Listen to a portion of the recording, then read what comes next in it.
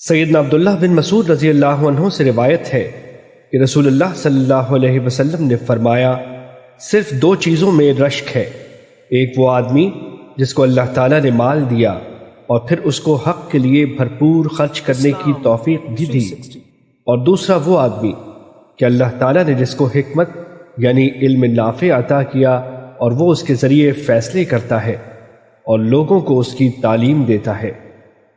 حدیث نمبر 233 مسند احمد۔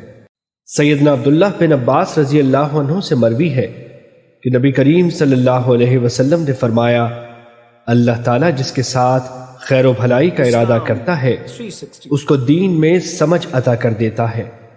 حدیث نمبر 240 مسند احمد۔ سیدنا عبادہ بن صامت رضی اللہ عنہ سے مروی ہے کہ رسول اللہ صلی اللہ علیہ وسلم نے فرمایا، وہ آدمی میری امت میں سے نہیں ہے جو ہمارے بڑوں کی تعظیم نہیں کرتا، چھوٹوں پر رحم نہیں کرتا اور ہمارے اہل علم کا حق نہیں پہچانتا۔ حدیث نمبر 239 مسند احمد۔